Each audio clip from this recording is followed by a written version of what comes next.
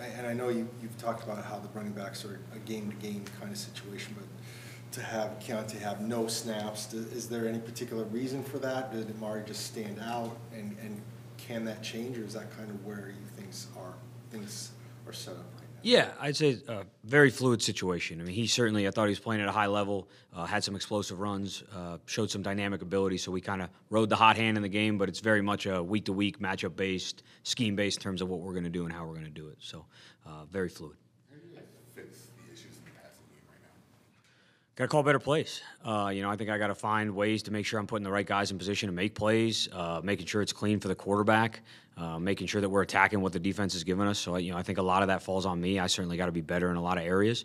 And then in terms of execution, making the right decision, putting the ball where it needs to be placed, pass protection, being at the right depth, I think all of that plays into it. But, I'm going to start myself and to make sure that I'm doing everything I can to give those guys the chance to be better. Real quick, where does the running game fit in the passing game? Like, how important is it to complement the passing game with the running game? Yeah, that complement is huge. I think it's what makes it hard on the defense. So you're playing the run, you're playing the pass. If you know you're only defending one, how you drop, how you rush, how you play defense, I think becomes easier. If you don't know and they all look the same, I think it can become difficult, and that's where you can create some explosive plays in the passing game and really some favorable looks in the running game as well. So that will certainly be a focus. How specific you can get on this next question, but back to the game plan and weaknesses, schemes, and all that goes into it. Is there a way without specifics that you can kind of explain what goes into that and say choosing which running back over another in terms of matchups and those things? Yeah, good question. I think, and again, it is so week to week. And hey, what type of schemes do we feel like? Is it a wide zone game, a tight zone game, a gap scheme game? Certain guys are better in certain areas or have a little bit more juice. And then I think you go into the game with a plan, but depending on how guys play early in the game, they may end up getting more reps or more carries because of their performance. So I think it's a combination of, hey, what offensive runs do we want to emphasize? And we think that we have some guys that do well. How does pass protection play into that based on defensive pressures, things that they give us that could be an issue that put that guy in a tougher spot? And then kind of just the flow of the game. I'd say those three areas, and those kind of hopefully give you a little bit more drilled down on what two of those three areas can be. Has that kind of explained to the guys during the week so they're aware of what the plan will likely be, so they're not kind of taken by surprise? Absolutely. I think that's a big part of the communication during the week is critical, because you never want a guy to walk out on the field and play a lot more than he expected or a lot less than he expected. And they also understand, hey, it is fluid and things do change, but here's kind of the plan, and then knowing that the plan can change. I mean, the reality, too, is injuries happen. So, it can change the third play of the game or the first play of the game. But, yes, definitely need to communicate that and make sure everybody's on the same page going into Sunday. Second half that has kind of not allowed the offense to be able to put points on the board? Yeah, I think it's a combination of things. I think certainly the defense makes some adjustments and doing some things hard. I think execution's a part of it. And then I think a lot of it goes to what we talked about earlier. Is I got to give some better plays and better opportunities for our key players in critical situations to make sure that those guys are touching the ball and that they are affecting the game in the second half so that we do find a way to get some points. We've been close. I mean, we've been in the red zone multiple times. We've been on the plus territory, and we got to find a way to get it in. Frustrating is it knowing that you have been able to be so close to it, and week after week that's kind of been the consistent theme with the offense? Yeah, it's hard, and it's also encouraging at the same time, which is kind of a weird dynamic because you're not a million miles away. You're not looking at saying, God, we need to change everything, we need to fix everything, we need to be exponentially better. But at the same time, you can taste it, and you know how close you are, and you're not getting it done. So I think there's some frustration in that, and certainly some things to be encouraged by and to build off of. So do you look at it as just kind of a one-play-away type of mentality? We try to dill it down even more than that. It's one-on-one battles. It's winning my one-on-one. It's doing my job. It's calling the right play at the right time. It's all the little details individually that we can get better at. And if all of us strive just a little bit more or do a little bit more, hopefully we can kind of get over that hump. You mentioned in the past how sometimes, man, it'll just keep you up at night thinking of this play or that play. So if we get specific on what Zach was talking about, especially fourth quarter, you get to the 15-yard line, and it's looking pretty good there, one touchdown game, and then all of a sudden it's just, is that something you look and say, oh, man, obviously I know, guys, you second guess yourself, or everyone does. Certainly. I think anytime you don't execute or it doesn't work out the way you want, you go back and say, all right, hey, why didn't it? What can I do different if I get back in that situation? And how do I get myself back in that situation? How do we make sure we're at the 15-yard line with that opportunity? And sometimes it's calling the same play, because they're not expecting you to, right? So there's that, it's that game theory of like, you don't want to change, you do want to change, you want to make sure you're hard to defend, but it's certainly what keeps you up at night, and it's what keeps you busy during the week to make sure you're planning for those, those events, right? You don't want to be spur of the moment, like, hey, I didn't have a plan for this. Hey, this is what we're going to do when we get down there. This is how we're going to do it, and we got to go out and execute. And then if it doesn't work, hey, was it execution? Was it the scheme wasn't right? All those things go into it. Are the mistakes, the issues that are happening, are they stuff that repeats themselves, or are they new things every week? Combination. I think certainly if it's a repeat, that's a problem. So that certainly has to get corrected quickly. That's something we always kind of say, hey, you can make a mistake. We're all going to make mistakes, but repeat mistakes are a problem. So I think a lot of times it is, you fix one thing, something else goes wrong. Or, hey, you didn't expect that and you got this. So I think it's more that than repeat mistakes, but certainly plenty of stuff that we need to continue to clean up to make sure we don't repeat things that have happened in the past. On the flip side of that, is there something that's kind of been consistent throughout these first 7 weeks that you can kind of point to and say, from an offensive perspective, we've done a really solid job at this? Two things that I think I'm really proud of. One is the effort and the engagement from the guys. I think regardless of score, regardless of the outcome, those guys are playing till the final whistle in every game, which is something that we certainly emphasize in a major way in the room. I think it's what gives you the opportunity to be in games and to stay in games, late in games. And I think we've run the ball really well. And I think it takes all 11 to do that, including the quarterback, certainly. The offensive line, the runners, guys blocking on the perimeter, the tight ends. So certainly that's something we're proud of. We need to continue to do well, and it's not going to be easy because if you do something well in this league, people are going to adjust and try to take it away. So we need to continue to do that. And I think as we talked about kind of in the passing game, we know there's some areas we need to improve. Over the last few weeks before Sunday, there had been kind of a job share going on at left guard. And then that didn't happen Thursday with Cologne taking all the snaps and Dennis not playing at all. And I know Jonathan said yesterday he thought Cologne did a pretty good job, but any specific reason why Daly didn't get a shot, or was Cologne playing pretty well?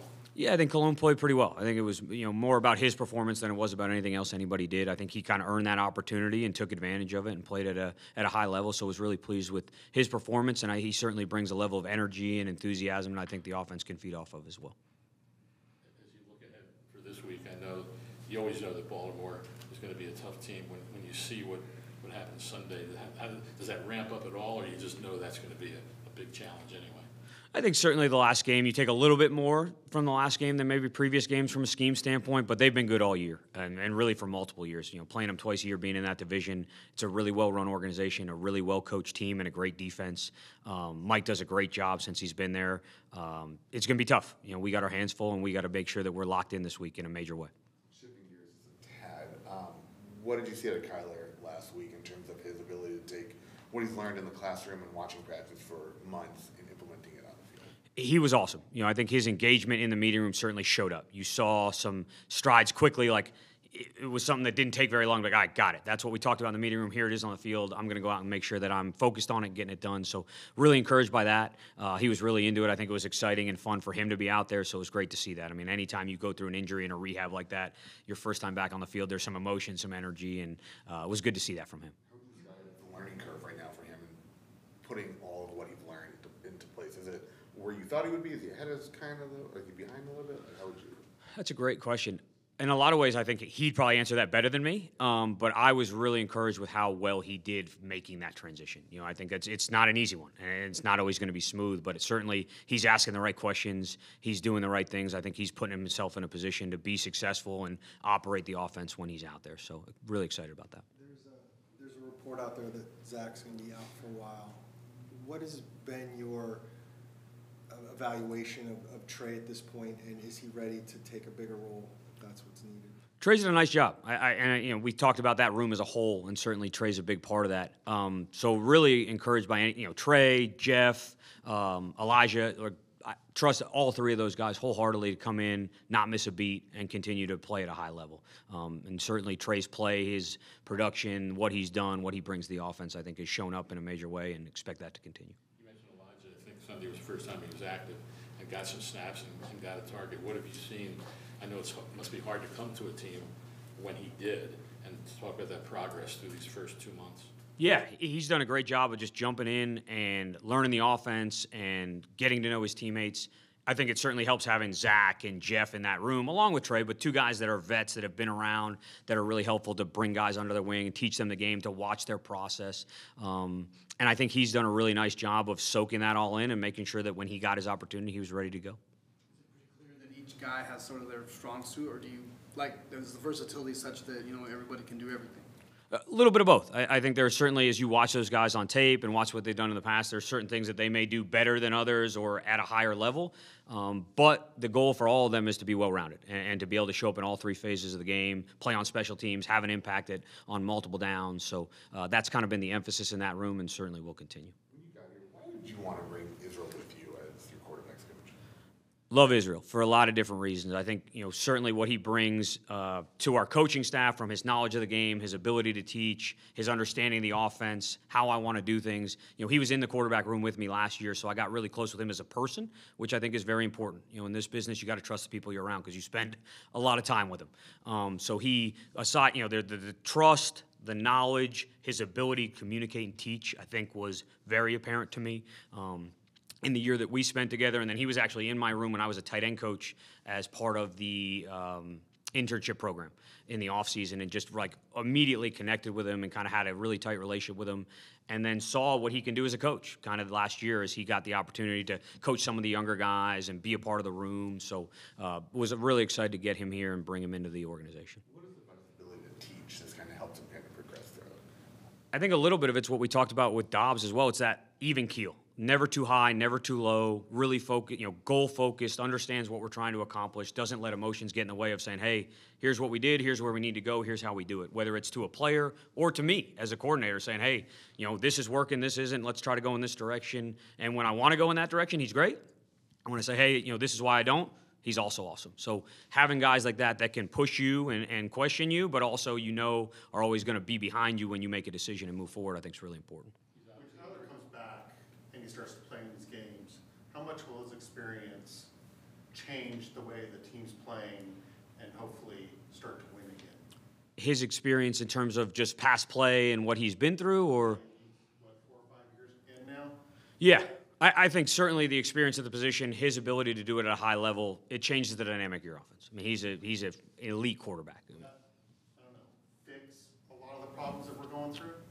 Yes and no. I mean, it takes all 11 to be good on offense, and he's certainly a big part of that and a great player. But all 10 other guys got to continue to do their job at a high level, and if they're not, Kyler can't fix all of that. And I think that's going to be really important to keep in mind for those guys, too. It's, hey, he's back out there. That doesn't change the nature of your job or what you're trying to get better at and what you're trying to do as we move forward. How desperate is the team to get him back? I think we're excited to have him back when he's ready, but I wouldn't say it's desperation. Certainly have complete faith in Josh and the ability of the guys that are out there to go operate at a high level, and that's kind of be preached in the room, regardless who's playing quarterback and regardless who's at most of those positions. So love him when he's out there because he's a great player and a great teammate, but also have full faith in the guys that are out there right now and really excited to get him out there on Sunday. Back to Izzy for a second. Obviously, he's a young guy. Is there a sense that you have looking at him and how he's come along that this is a guy who can do great things going forward as he ascends through the coaching ranks in the NFL? Absolutely. There's no job in this business that I don't think he can handle and do at a high level. Where's he been most impactful with Kyler in terms of teaching him, helping him move along? Because like you said, he does have experience in this offense from Cleveland. I think that's a big part of it, is the system, the mechanics, the footwork, the decision-making, the reads. Certainly he had that in the previous offense. We may do something a little bit different, and Kyler's going to have a lot of questions about that because he's never had to do it. So it's, hey, when he does have that question, and if I'm available, great. If Israel's available, I know he's going to get the right answer, and it's going to get detailed the way it needs to be. So I think that's probably been the biggest area that those two have been able to connect over. We saw Clayton for a play last game. How's his progression gone? He's doing really well. I think he's the same guy every day, and I think certainly that's an important thing in that role. You need to improve yourself. You need to continue to work on your game. You need to make sure you're ready, number one. Number two is you need to help everybody else in the room make sure that they're doing their job at a high level. I think he's really embraced that. It's a really important role for the offense and a really important role in the quarterback room. So he's done a nice job with that. On the Ravens, again, who are guys that you really obviously have to account for and be mindful of on that defense? That's a long list. But I think a number of those guys stand out. I mean, the front seven, really dynamic. Certainly Humphreys on the back end, one of the best corners in the National Football League, especially when he's healthy. The two inside linebackers probably stand out the most because they fly, they run, they hit. Certainly they're kind of the centerpiece of the identity of the defense in a lot of ways. But it's a really good group. What did you make of the Baker's performance coming back? Yeah, he played good. It was refreshing just to have him there and seeing him suited up with his intensity. It kind of, as a coach, he fuels you a little bit, and so I can't imagine when you're playing next to him, what that does. So it was great to have him back. Played good. Things that he wants to improve on and keep getting better. Do you call a game differently when you have Budda Baker? Yeah, I say Budda. What are you thinking here? And Budda. In all honesty, I will get smart players like Budda's input on what he feels is working well for us, or what we might need, or at least he's giving us feedback on what's going on out there. A player's perspective is unique. Sometimes they see things that you can't see from the sideline or even up in the booth. It's a feel thing, and it was when he's out there, the plan is the plan. So. Whether it's stuff that we wanted to stick with or adjust to, we had it structured throughout the week, but I definitely will get his input on things that he wants to get done throughout the game. What went into the decision behind starting Starling and then Keytrell not getting snaps? Yeah, like every week we talk about it. It's what's best for what we need to do to win that game, and that was a decision we made as a group, throughout the building here on what we felt was best going into the Seattle week of Star's practice good, Keytrell's played good as well, and we wanted to get Star rolling and get some reps out there in the field. I thought he did a good job. There were a couple of personal decisions this week that guys who played a lot in previous games didn't play much or at all this week. Do you, as coaches, worry about the confidence with guys when you guys make a decision like what you do with Keytrell and things like that? No. I think, it's important that when you're mapping out roles for each week that you're very clear as to why. There's never anything with a player on uncertainty on what they need to continue to improve on or what the role that they're filling is. So I think clear communication is critical for that. And, the players know that we got their back and we're doing week to week what we think is best, whether that's through playing time packages, calls, whatever that is, to win the game. And so I think our players do a great job of embracing that and being the best in their role. Does that come from you in the communication, or is it mostly from the position coach? It can be a combination of things on a week to week basis, as far as roles or how we're playing the game, the scheme of it, a lot plays into that. And that's usually a collective thing that gets communicated at different points throughout the week. How important, you mentioned Budda, how important with him being back. How important was it with Garrett being out there for the first game? He talked afterwards about he really helped in some situations with lining up and things like that. How much did Budda help with that? Did Budda help with Garrett? Yeah, anytime you have an extremely smart player like Budda on the field, he's going to help the entire defense, right? And rookie in his first game right next to a veteran all-pro guy that's extremely intelligent is definitely going to be beneficial, for Garrett. And if he said it, there you go. He's the one that really knows having a guy like that next to him, the benefits of that. How much of right now is trying to keep guys' spirits up, trying to make sure they're still, with the program and keep believing in what you guys are trying to do? Yeah, I think since day one, before we played a game, we've talked about being very consistent with our behaviors, winning behaviors, and so that doesn't change.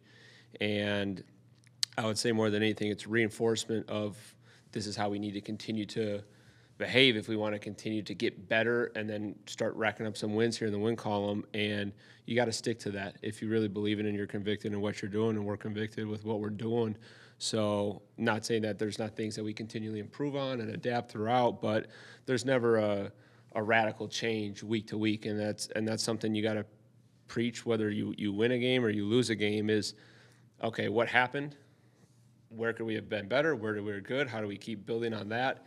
And you go forward from there, and you don't look at it with any kind of emotion. You look at it from a very rational, how am I going to use this tape to get better? And so week to week, that's that's not going to change. And our players, that's their mindset. They do a great job with that. And, that's pretty much it. Do you see Jonathan as that being one of his strengths? Yes. In terms of being that even keel, so to speak, not too high, not too low, and communicating with the players? Yeah, I think Jonathan has set the tone for what that behavior looks like, right? You have to set those expectations as soon as you get here, and he's done that with the coaches. As soon as we got here, he set the expectations on what it looks like for us winning behavior, and that's really ultimately serving the players. Well, he doesn't just say serve the players, he maps it out very clear on what that looks like for each position coach or each coordinator or each quality control coach, whatever that is. Everyone plays a role in serving the players, and he mapped that out for the coaches. He did the same thing with the players on, okay, here's the different areas that we need to maximize ourselves to become the best players we can be, and here's how we continue to improve that week to week. And sometimes there's bigger emphasis on, hey, we need to improve this or this, right? Whether that's we need to improve this scheme, we need to improve this technique, we need to improve this recovery, this physical stuff, like whatever that is. Jonathan's very clear week to week on what that is with very even keel manner. He's the same guy every day. And that's important for us coaches to see. It's important for the players to see. He does a great job with it. With a guy like Starling, who came in obviously late after the cut to 53, how good, obviously, you all can feel his progress has been pretty good, but and I'm sure the communication there was important too, saying, hey, here's what you got to do week to week to earn more playing time. Yeah, credit to him and the position coaches, and really, any player that hasn't been here since the spring has to do a little bit extra to make sure that they're caught up with it. And it's ultimately that player and those position coaches that are putting in a little bit overtime, because you don't think of this time as the time where you're getting a lot of time to meet extra with players, or you really can slow down because you're sped up because of a week-to-week preparation plan that you have to get going. And so credit to them, that's like working overtime to get guys prepared and ready to play a game. And for a player, like, that's not easy either. You're trying to get caught up while also going out there and competing every day at practice, getting ready for an opponent, understanding the new game plan wrinkles. Well, hey, what was the base structure of the defense in the first place? That's not easy. So credit to Star and position coaches. Throughout the season, you guys had some pretty good stands in the deep red zone, some goal line stuff. What makes this, including in Seattle, what makes this defense so tough with backup baseball? Yeah, that was something that we focused in on this past week of being resilient, and it showed up in the red zone there of guys don't waver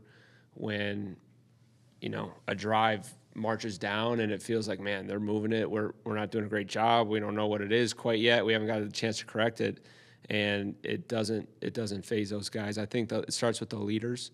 I can just picture in my head right now. Gardeck talks about it. Buddha talks about it. It's not about what's happened. We'll correct that and we'll move on. But hey, what do I have to do right now to make a play, to help us out, to get us behind the sticks, to get off the field, whatever that is? And I thought our guys did a good job, and they've done a good job several times this year of digging down deep in the red zone situations, specifically, and battling. This game is competitive. You got to give it your all every single play, and it's easy for anybody to ride the emotional roller coaster of a game. And so that's not how we want to be. We want to be steady, emotionally steady, so that we can perform at a high level, play in and play out. And I think they've done a good job with that. It starts with the players. From an X's and O's standpoint, at the goal line, is it just a matter of plugging the right holes, hitting the right gaps, just playing? It always starts out with execution of the call. So when we've had goal line stands, it doesn't matter necessarily what the plan was or what the call was. Like, players that went out and executed it. And, when you get down in there tight, yards are at a premium. And so you have to be a very efficient tackler. You can't allow for leaky yardage. You can't allow for movement up front. And I thought our D-line did a great job of being stout, playing primary to secondary gap. I thought the second level did a great job of coming in and getting on the ball carrier's legs and knocking it back and not allowing for those leaky yardage. Like, that's what it takes when you get down in those tight red zone situations to be able to get off the field, and then also when they do pass it, to have the right eye discipline. I thought when they threw that ball on third down, they were looking for a little bit of undisciplined eyes to try to leak guys out late off of a play action, and we did a good job of having eye discipline and using our leverages to help best stop that pass play. So it's really the execution when you get down there. It doesn't matter what the call is. Players went out and executed. Snaps DJ Ojulari has received. What have you seen, and what are you tasking him with? Yeah, so he had a nice rush the other day. It was good to see that, where he kind of got clean, the ball got out quick, and you just see the flash of his ability to edge a guy. He actually went inside, so he went edge to edge on it. I'm excited with his progress there and really every aspect of his game. There's some technique things that I told him I want to see improve, and BJ is phenomenal. So he's like excited about going and working on that this week at practice. But I think it's continuing to stack those little things as far as whatever is technique or execution of the scheme week to week, and it starts in practice.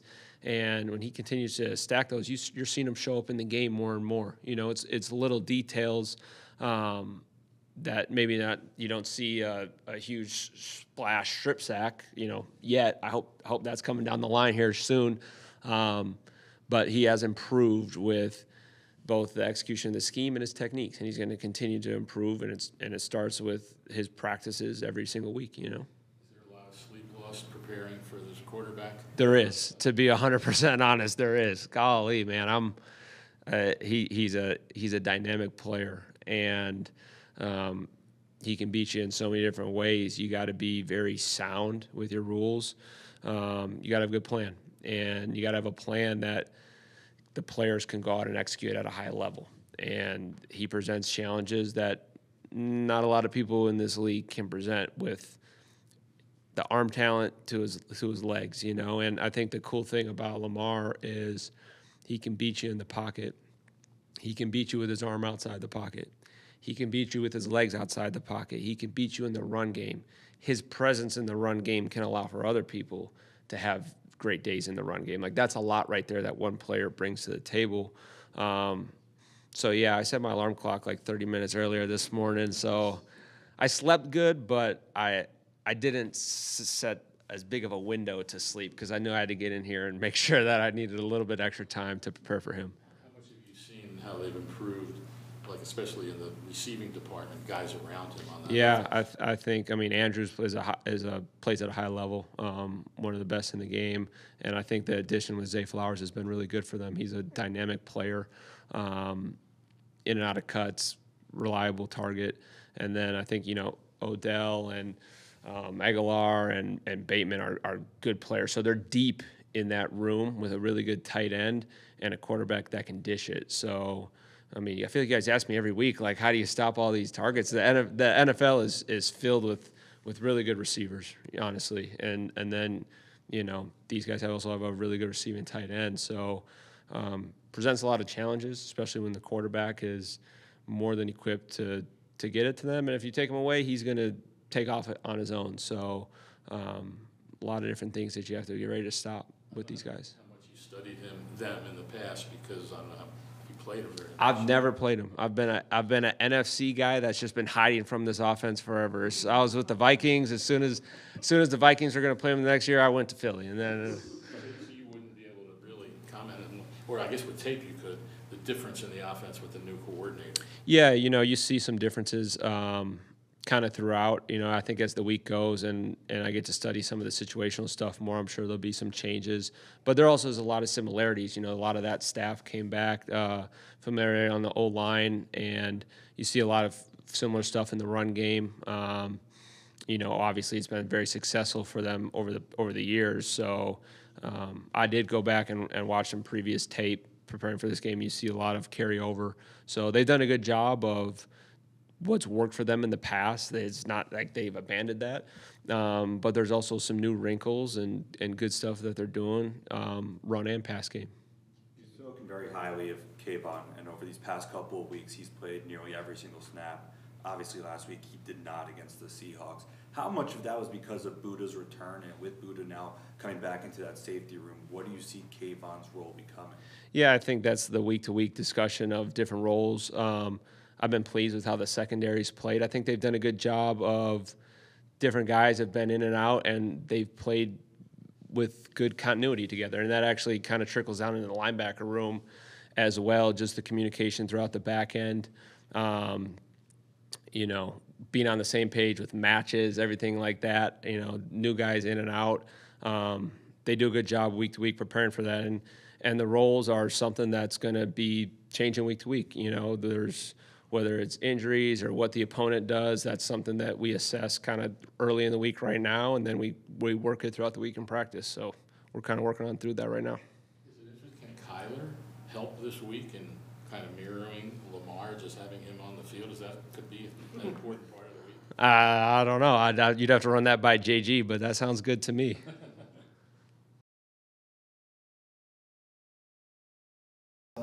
On the missed field goal and the hold look on TV like it didn't get the way it needed to be, do you get involved in that afterwards, or are those guys, they just work that out amongst themselves?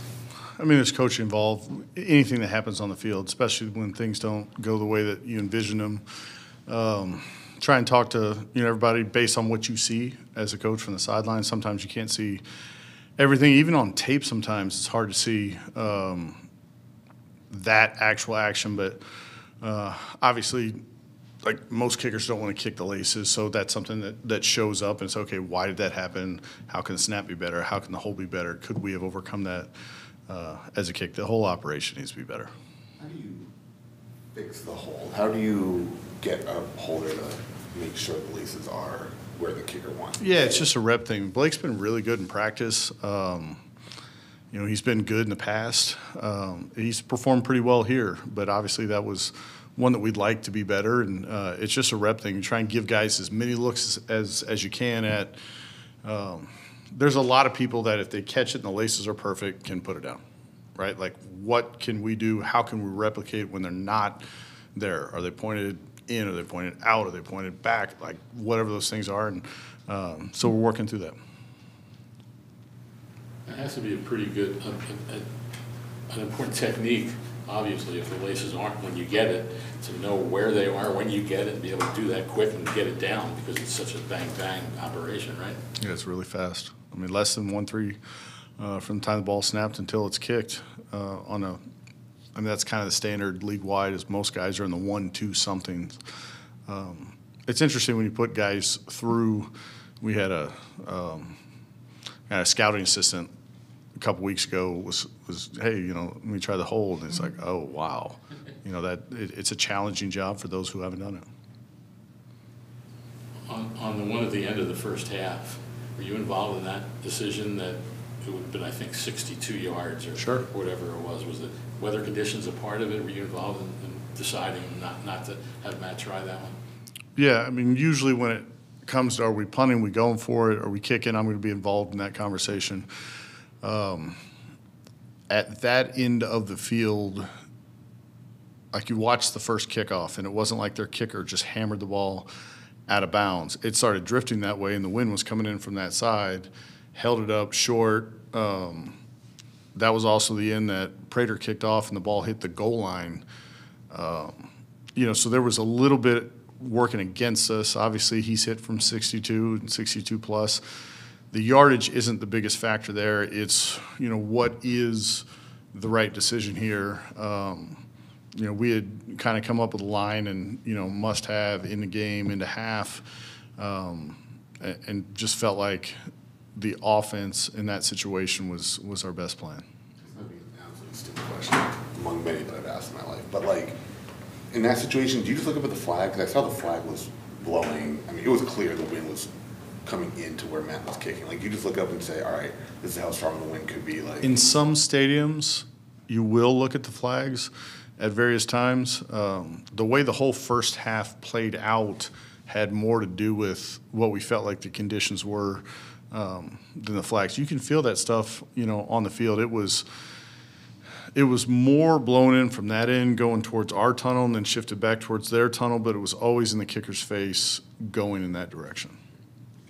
When you guys, you look at your schedule, their road schedule the rest of the way, it does look like you have real opportunities for some potentially ugly weather games depending.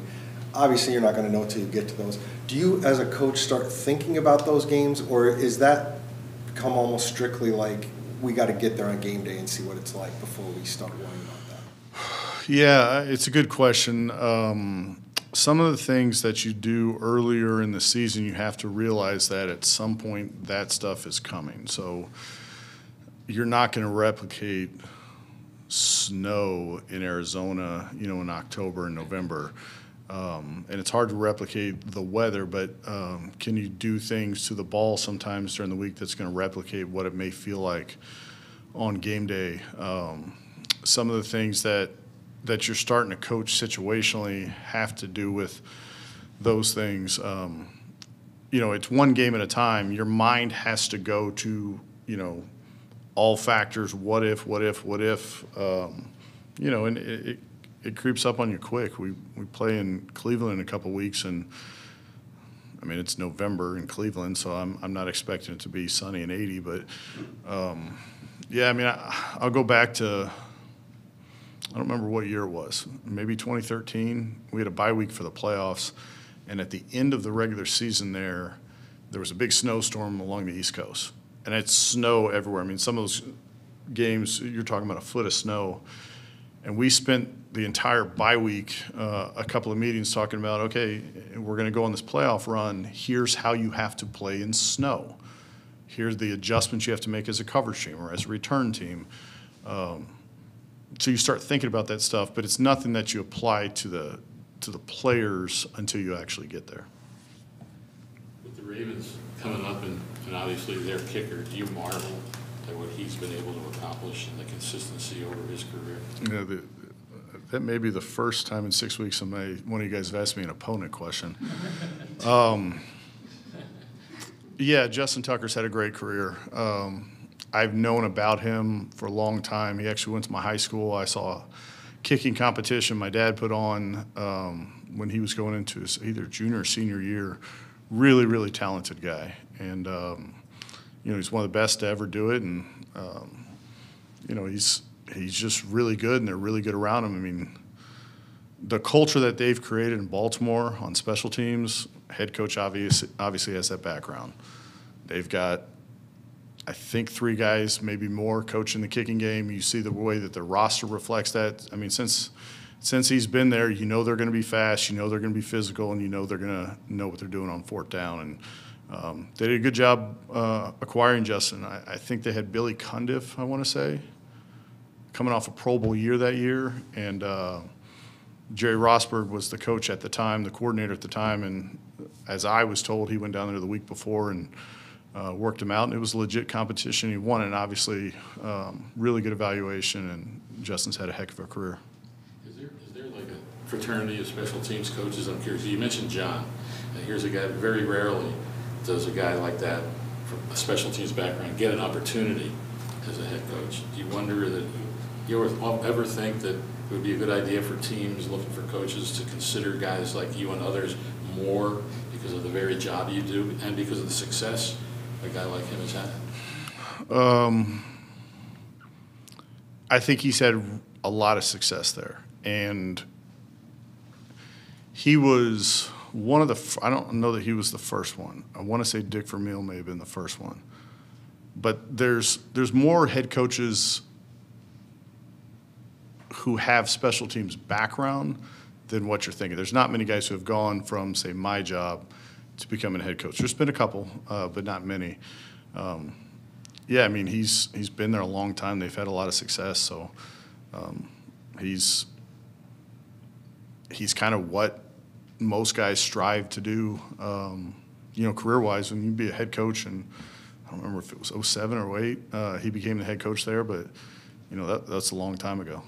I do recall that when he was at Philly, I think Andy Reid was the coach. He asked him to put him as a position coach, so he might be considered more for. Sure. Yeah, you're right. He did. I think he coached DBs the year before, but I was around when he was still coaching special teams and competing against those groups, and it looks really familiar to what Baltimore's doing now. You said throughout your time that you don't want to be a head coach. does seeing him do what he's doing make you ever? I didn't hear the first part of that, sorry. You said it throughout your time that you don't necessarily aspire to be a head coach. I have?